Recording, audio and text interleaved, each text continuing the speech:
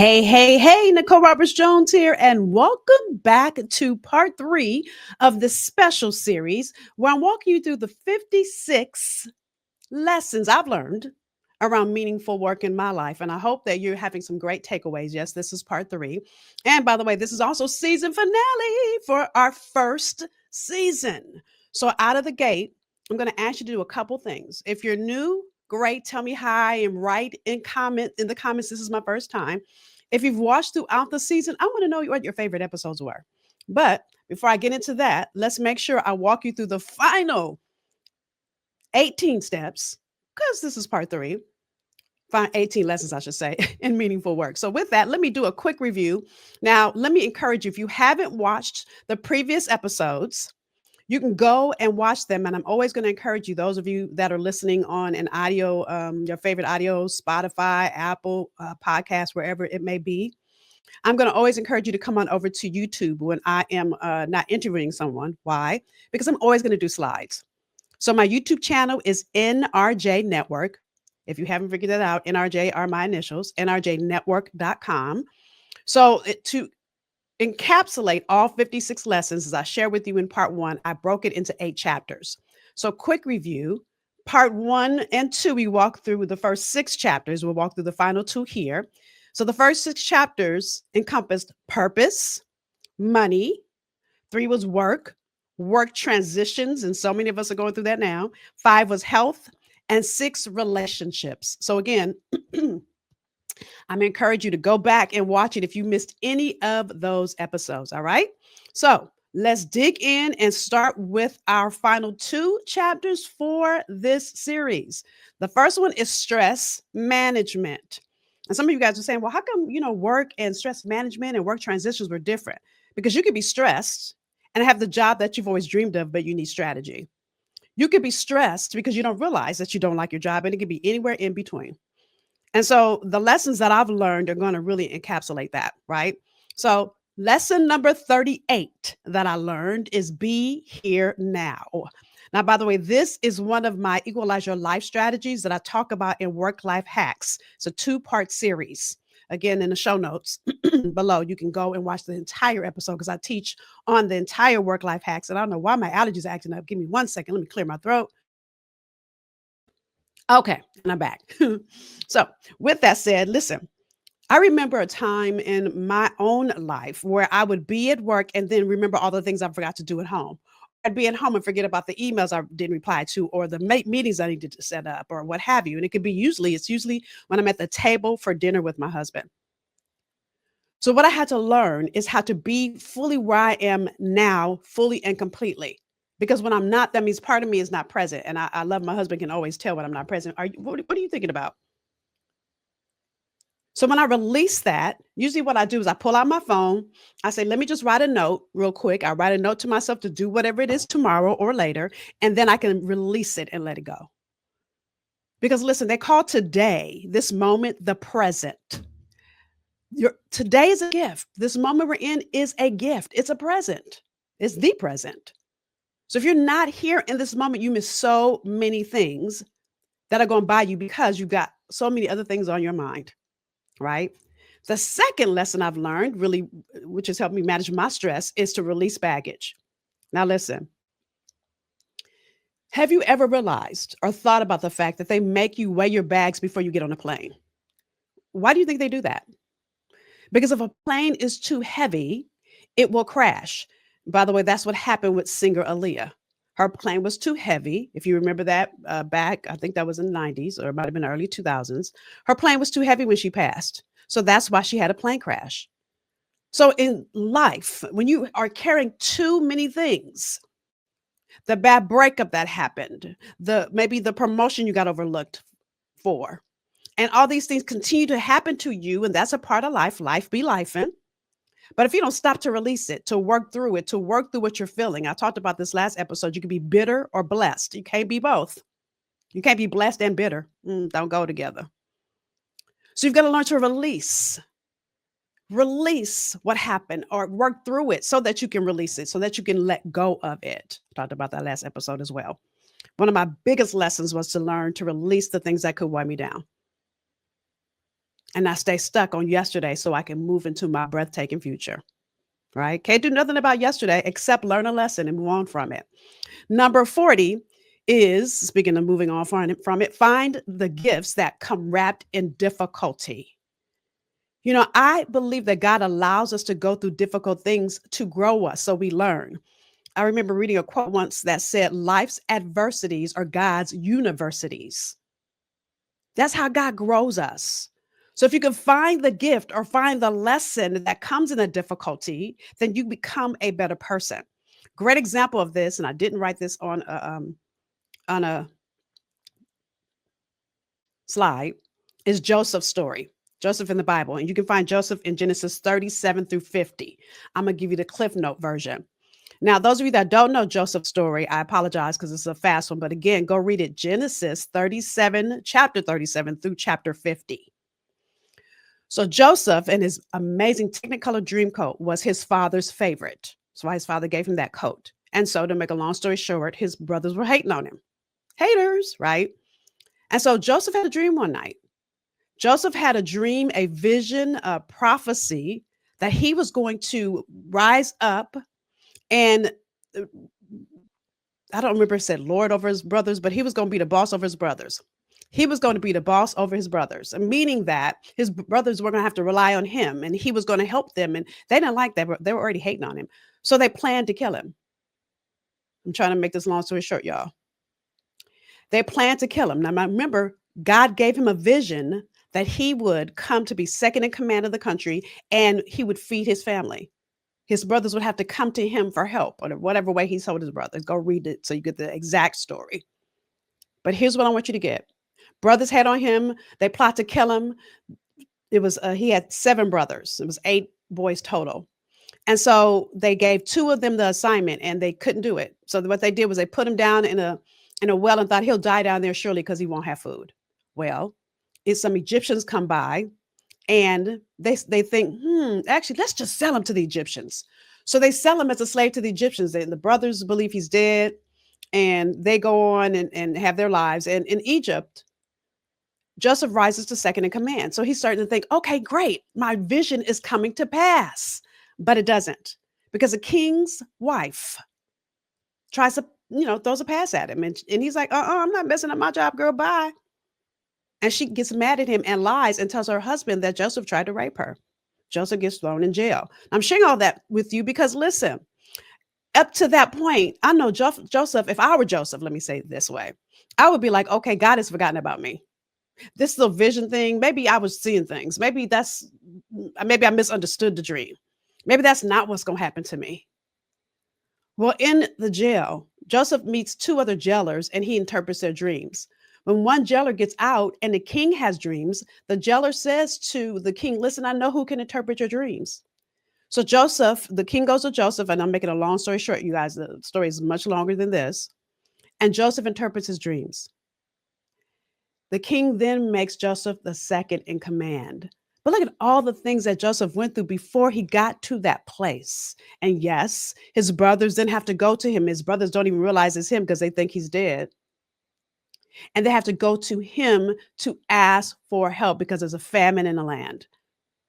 So basically, his story came to pass. Genesis 50:20, Joseph says, what you did, you meant for evil, but God meant it for good. And again, that was a gift that came wrapped in difficulty. See, I think sometimes we think when God gives us a vision or we know our purpose is going to happen overnight, and that's not real. So the way you manage your stress is to realize that in everything, there's something to be learned and to take the time to learn the lesson. To do that, you also have to do number 41, take your emotional pulse. I think sometimes, especially as Black women, dare I say, I call it slave mentality, where we're ingrained to just keep it moving. You're going through something, but just keep pushing.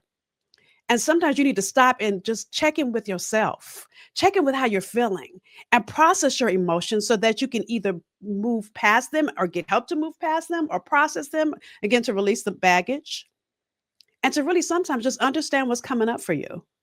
Sometimes when you can sit with what's coming up for you, you can begin to realize the next thing I'm going to tell you is going to really help you. But before I say this, And I forgot to bring my prop in here with me, but y'all will know what this is when I show you. I want you to understand that when you just keep moving and you don't stop long enough to check in with yourself and say to yourself, what's coming up for me right now? Like, why am I feeling so emotional today? So here's a true story. And I don't think I've ever said this to anybody out loud except for my good girlfriends.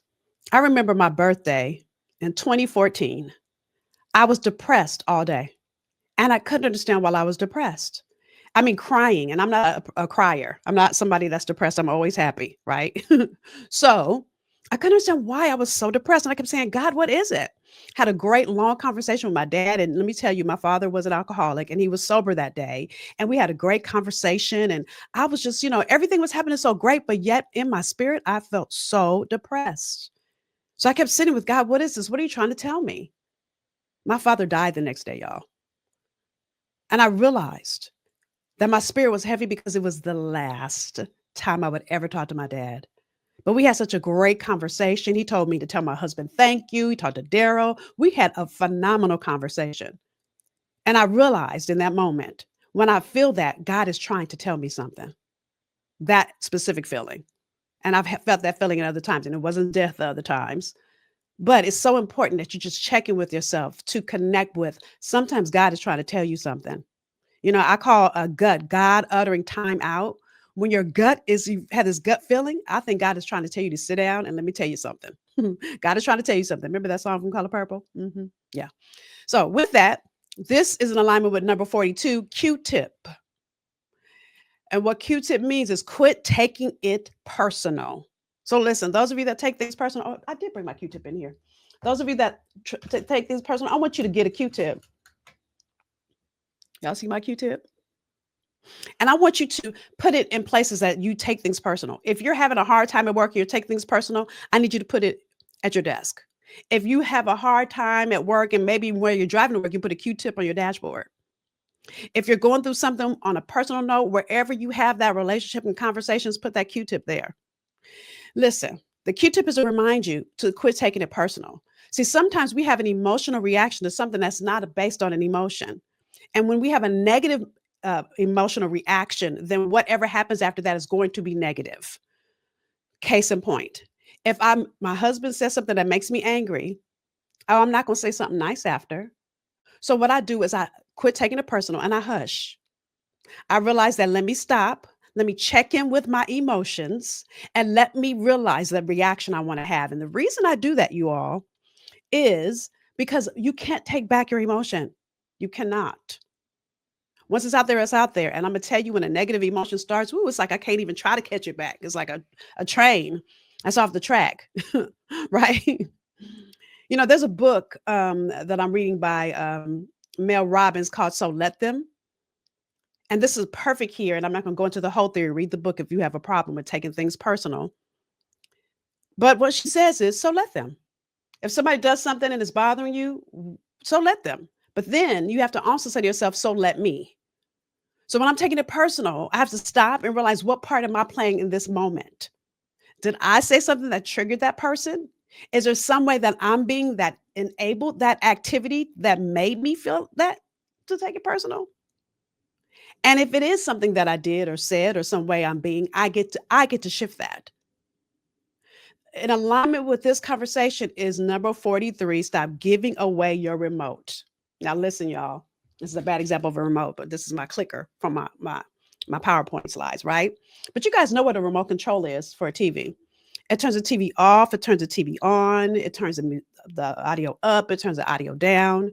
See, many of you, when you are emotional and you're letting other people dictate the emotions that you feel because you're taking it personal, or because you're not stopping long enough to take your emotional pulse, you're not realizing that you are allowing that situation to dictate how you feel. So, case in point, one of my team members, not going to say people's names, has a student that is just irate. And she takes it personal and she goes tit for tat. And I said, don't do that. You're giving him your remote. You're letting him dictate how you feel. Instead, when they go low, we go high. rise above it, stop, take your emotional pulse because what's happening is what that person's doing is sucking your emotions into the situation and making you feel angry, frustrated, upset, all those things. But you gave that person permission when you replied to it. Doesn't mean it's okay. But when you sit long enough to take back your remote and say, how do I want the resolution to happen in this moment? And who do I need to be to resolve it? That same student that she was having a hard time with sent a irate, crazy email to me too. And I listen, first mind is to go off too. I'm gonna be honest, but I did not. I took my emotional pulse. I sat with it for about an hour and I said to the student, I am so happy to support you. I understand you're frustrated. Let's set a time to meet. I didn't give him my remote. I didn't go tit for tat in what he said. Because again, you've got to realize you have the power at any given moment to dictate how your day shall be, regardless of how other people are being. How are you in that moment? Taking back your remote. How are you in that moment? Taking that Q-tip and quit taking it personal. How are you in that moment taking your emotional pulse so that you don't let things get the best of you, right? I kind of said number 43, the power of choice. In every given situation, you have the power to choose. You do. The question is, are you exercising your power? Number 45, I deserve it. I had to start to say to myself when I was going through bad relationships, and my first mind would be to go into why did he do this, and oh my goodness, and oh, I deserve a love, not that. As a matter of fact, I used to have to say to myself, that is not God, because God would never bless me with that mess. And I know I deserve it. This is a conversation in favor. If you know that you are favored, if you are blessed and highly favored, then you know you deserve it all. You don't have to compromise. You don't have to settle. And this goes along with when people are talking to you crazy. I don't deserve that. But you've got to make a different choice to not feed into that. All of this helps you manage your stress, y'all. I can't tell you enough, right? Then the other thing I had to learn, number 46, is to feed myself a better mental diet. So listen, if you're watching, I had to stop watching some. Listen, let me out myself. I love every reality show, all of them, every one of them. So if you say, do you watch this show? I probably will say yes. But I had to stop watching Love and Hip Hop because it got so bad. And some of the Housewife franchises, I can't watch anymore because it's gotten so bad. Because I realized what I consume comes out of me. As I can't think of her name right now on Atlanta Housewives would say, who's going to check me, boo? I needed to check my own self and look at what I'm pouring into myself. I'm going to talk to you about spiritual in a second. But I began to realize if I could pour more positive into myself, if I could look at all the people that are around you too, this is why you got to make sure the people that are around you are giving deposits. And I talked about this in our relationship series, relationship currency. If you missed that, go listen to it. Because if they're withdrawing, and they never make a deposit, then you're living in deficit. Just like, would you ever feed yourself a rotten piece of bread? Like if it was moldy, would you eat it? Or if you bought a steak at the grocery store and it was expired and it had like mold on it, would you eat it? So then why do you feed yourself things that you know are not going to produce positive? Now, I will say to you, I had this great conversation with one of my good girlfriends that even though I do love me some reality shows and stuff like that, I make sure I add better into my diet by having my next section. We're going to start talking to you about spirituality. So I'll talk to you about that in a second. But let me tell you this last one, which is it's just one of my favorite lessons I learned. Stop the story in your head. You got to stop telling yourself these stories that you're not good enough, right? That you'll never get the raise, that, oh, who am I to do this? If you realize that you deserve it and you understand who you are, this stops the stress. Like, there have been times that I've been overlooked for a promotion and I had to say to myself, well, that's obviously not meant to be for me. And then if I stop and look at all the things that I can learn in that moment, I stop telling my stories of not being smart enough to get it. Or all the jobs I got looked over after I got my degree and my certification, my career service, certified career service provider certification. And all my years of being an adjunct professor, teaching, and field education, and all the things I have done on a university level, in addition to as a career development coach and leadership development coach, and all the things I've done in 30 years. And I kept getting looked over and over. See, the story in my head could have been, matter of fact, I was up for a huge role at a university, and my brother-in-law sits on the board of that university. So I was like, oh, I'm gonna get this because I met the chancellor. Yeah, I didn't get that. You know why? What's interesting is I got the job that is literally 5 minutes. The school is 5 minutes from that school, and it's a much bigger role. But had I got in my head and started to tell myself that I wasn't good enough because I didn't get that role with all the connections, that obviously was not the role for me. And that was at a predominantly white institution. Nothing wrong with that. When I really knew I wanted to work at HBCU in my heart and my soul, and God knew it too. And hello. So you got to stop telling yourself the story, because what happens is you begin to believe the story you're telling yourself. Again, I talked about this in greater detail and gave you strategy in my work-life balance hacks 2-part series. So go and watch it, right? But here's the thing I began to learn. That not good enough talk becomes like a Verizon network in your head, right? And you know how when you're in a bad area and you got to say, "Can you hear me now? Can you hear me now? Can you hear me now?" Well, when you're telling yourself that story, it becomes that bad network, and the good can't get through after a while. So you've got to really, really take some time when you're managing your stress, is to look at your emotional pulse, y'all. That's all roads are going to lead back to that then lead into the other steps I just walked you through. All right. So our final chapter, which is my favorite, is spirituality. Of course it is, right? So principle here is the be, do, have principle. Now, this is something I taught to my clients for years, and I probably have talked about this on episode after episode. But here's the thing that I know. They call us human beings, but we're not. We're human doings, because we focus on what do I need to do, what I need to do, what do I need to do. So much so that we leave out our being. And God is not showing up in your busy. He's just not. He's going to let you be busy, be busy, be busy. And he's going to sit and wait for you to sit in quiet contemplation so that he can speak to your soul. So I had to find being time in every single day so that I can be in the presence of God and he can speak to my soul, which means I have to, number 49, cultivate Jesus time, which gets hard when you're busy. I'm going to be honest. There's some days that I'm talking to Jesus driving down the street, right? Because maybe I don't get a quiet moment that day because I have to be at a meeting and I got to drive through traffic. But here's the thing you have to understand. When you are growing in your relationship, if I call my husband from the car, he doesn't discount that we had a conversation. No more than God is going to discount you having a conversation while you're in the shower, while you're driving your car, just as long as it's you and him and you're having that time. You're having that time to read and learn and study and grow. How do you grow a relationship if you don't spend time? The next thing I had to learn in my own spiritual journey is the power of silence, of being able to sit in quiet contemplation. Now, listen, all those things I just told you, I learned when I learned this Bible verse, for such a time as this, which is taken from Esther, the 4th chapter. Now, listen, the thing that's interesting about Esther in the Bible, there's only 2 women that have books named for them, Esther and Ruth. That's it. There's other women in the Bible, but only 2 have books named after them. So that means that Esther is significant. So I want you to really hone in on some of these lessons that Esther can teach you. Now, by the way, those of you that have been around me for a while, you know Esther is my favorite girl. I talk about her a lot because I really feel like my shift in starting to do this work was my for such a time as this moment, right? So this is taken from, I'm going to read Esther 4, 13 through 14. Now, again, read all of Esther chapter 4. Well, to get an idea of Esther's story and how she gets to this moment. And let me just say this before I read this Bible verse. Let me give you a little background on Esther. Esther is a Jew that becomes queen. First of all, Jew could never become queen. But what happened is her uncle Mordecai worked in the palace and overheard, the king is looking for a queen. Let me give you a quick version, y'all.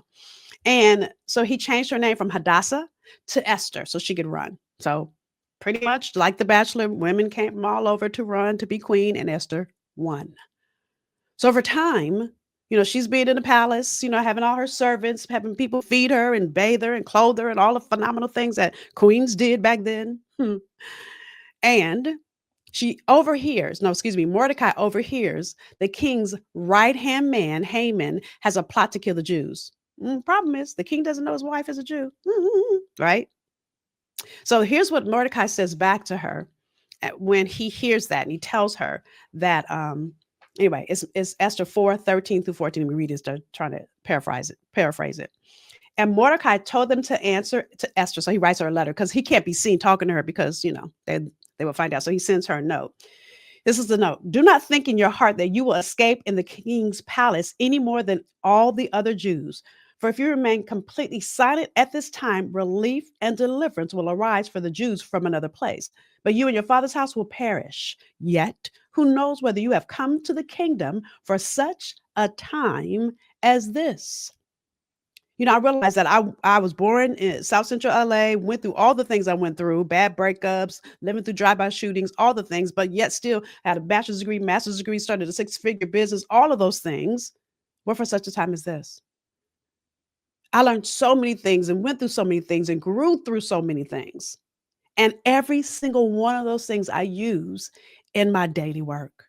And I wonder if you realize that you've had it for such a time as this moment. The next lesson that I learned from Esther and my spirituality is you've got to ask for help when you need it. The thing that Esther says next to Mordecai, after he says, yet who knows whether you have come to the kingdom for such a time as this? And Esther 4:15, here's what she says back. That Esther told them to reply to Mordecai. Now, again, they're writing letters back and forth. Go gather all the Jews who are present and fast for me, neither eat nor drink for 3 days, night or day. My maids and I will fast likewise. And so I will go to the king, which is against the law. And if I perish, I perish. So I want you to get this. That was 15 and 16, y'all, actually, 4, 15, and 16. She didn't do it alone. Sometimes when God is asking us for something, you might need to ask for people to join you in prayer. Or sometimes you might need to just say, can I run something past you? Not because you want their opinion, but because you want their solidarity so that you don't have to go through something so hard by yourself. I know one of the greatest things that I've learned is how to ask for help. It doesn't make you any less powerful. Matter of fact, I think it makes you more powerful when you ask for the help that you need. The next thing I believe that Esther's story teaches us is that we've got to ask for wisdom. Matter of fact, the book of Proverbs is a whole book of wisdom. And one of the greatest kings was great because he was wise. King David. And you learn and hear God talk about that. Next thing I had to learn from Esther, but also because she goes on and fasts and prays, and then God gives her instructions specifically to do certain things. You have to learn to trust God's timing. You might think that you are meant to get this thing that you're meant to get, and you're meant to get it this year. But what if it takes 5 more years? Look at Joseph's story that I told you earlier. It took him, I believe it says 13 years before he got to there. Or was it 30? Can't remember, but it was a long time. Esther, first, she arose in her spirit to throw a dinner party for her king. So she did it. She threw with one night, second night, third night. I know she didn't have a 3-night strategy up front. That happened organically when she was in the current place. So when she was in the first dinner, she thought, okay, I think I need to do another one. So she threw another dinner. She's at the second dinner and she thought, I think I need to do another one. And then at that third dinner, she felt, okay, it's time for me to ask a question. The king said, whatever you go ask me, I'm going to give you. So those of you that wonder how her story ended, she told the king she was a Jew and then Haman was trying to kill her people. So guess who died? Haman did, and not her. And she remained queen. But she had to trust God's timing because had she done it the wrong way or she did it too quickly, she would have died. 55, never compromise who you are for anything. See, Esther teaches us that she could have compromised and not told she was a Jew. But the saying, and I can't remember where I heard this saying, and I'm sure some of you have heard this saying too, what gets done in the dark will come to the light. At some point, the king would have found out and she would have died. You should never have to compromise who you are for a job or to be in a relationship, or I can go on and on. Neither did Esther. When the time came, for such a time as this moment, what did she say? If I perish, I perish. She did not compromise. And my last lesson, something that if you've been around me, you've heard me say this all the time, because this is one of the greatest things I've learned. Number 56, and I had to zoom all the way in on this one. Because again, if you've been around me, you have heard me say this before. Your comfort and your conviction can never coexist. You can't expect to go after your next best move, your breathtaking future, and do it in comfort. Look at Joseph's story, we talked about it, and Esther's story, and actually anybody that was greatly used by God, they had to do it and be uncomfortable. What I have learned in my journey is the greatest things happen outside of your comfort zone. So if you're fighting for comfort, you're fighting for it to be easy, you're fighting to do it and not be afraid. I'm going to tell you right now, that means you're trying to do it comfortable. Matter of fact, I know that anytime I get really, really comfortable in my career is when God does something to matriculate me to my next level, which is how this podcast started in the first place. So again, one of my absolute favorite, because this is one of the best lessons I've learned, and I continue to learn it over and over again, is your comfort and your conviction can never coexist. Is that you've got to be willing to grow your courage in the middle of doing it. And you cannot let your conviction go away because maybe you're afraid to do it. Matter of fact, I feel like, and I said this in another episode, like Ayala Van Zant said, if you're not feel like you need to pee on yourself, you're not playing big enough. So I've learned in my own journey that if I'm going to grow into the woman God has created me to be, I've got to do it afraid and allow my courage to grow as I'm growing and living out my conviction. So that's all 56 lessons, y'all. All 56 lessons in meaningful work that I've learned along the way. This first season has been my honor and my privilege to pour into you. So whether this is your first episode or whether this is your first series, I want to thank you for joining me for this Meaningful Work podcast. Now, those of you that know me, you know at the end of every year, I sit in quiet contemplation and ask God my direction for next year. And so I'll be asking him for direction for this podcast. I'll be asking him for insight. But I also want to hear from you so that I can pray over your questions, things you're challenged with at work, things you're challenged with in relationships, all those pieces of you. So listen, so many people focus on work, which work does take up 80% of our lives. But who you are, you bring to your job every day. So if we don't talk about relationships, we don't talk about health, we don't talk about spirituality, I can go on, then you're dissipating what you're bringing into the role you play at your 9 to 5. And so whatever major things you're going through, I want to encourage you to send me an email. Email me at info@NicoleRobertsJones.com. Write podcast topic for 2026 and tell me the things that are burning in your soul that you need support with. And if you don't want me to out you, say, and don't out me. No problem, I won't. Because you just say, I want to thank so-and-so for this topic, right? Matter of fact, I was at a luncheon about a month ago. 2 months ago, actually. And one of my good girlfriends pulled me to the side. Okay, girl, I got some ideas. I wrote every single one of those ideas down, and those will be podcast topics for next year. So in addition to, I'll be praying over them and if God so leads, but I'm sure he will, right? So I want to encourage you to do the same thing. info@NicoleRobertsJones.com. It's my honor and privilege to have served you all year with a Meaningful Work podcast. I look forward to season 2. And don't worry, I'll be playing some replays and some reruns, but I'm going to encourage you.